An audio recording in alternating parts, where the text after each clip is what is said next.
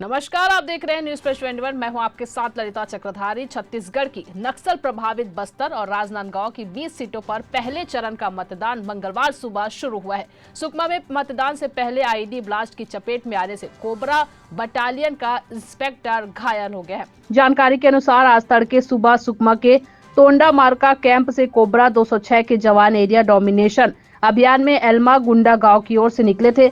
गश्त के दौरान निरीक्षक श्रीकांत का पैर नक्सलियों द्वारा लगाए गए आईईडी में पड़ने से ब्लास्ट हो गया। धमाके की चपेट में आने से निरीक्षक घायल हो गए। घायल को प्राथमिक उपचार के लिए अस्पताल में भर्ती कराया गया। वहीं छत्तीसगढ़ में पहले चरण के लिए चुनाव के लिए मतदाताओं में भारी उत्साह नजर आ रहा है।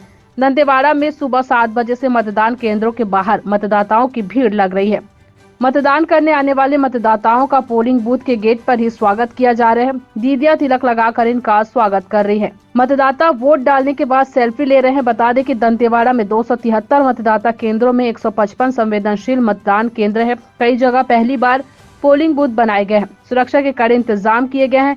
बड़ी संख्या में जवानों की तैनाती की गई है। कांकेर जिले में जिला निर्वाचन अधिकारी डॉक्टर प्रियंका शुक्ला ने मंगलवार को मतदान किया। आपको बता दें कि आज सुबह 7 बजे से मतदान शुरू हो गया है। पहले चरण में 20 विधानसभा सीटों में चुनाव हो रहे हैं।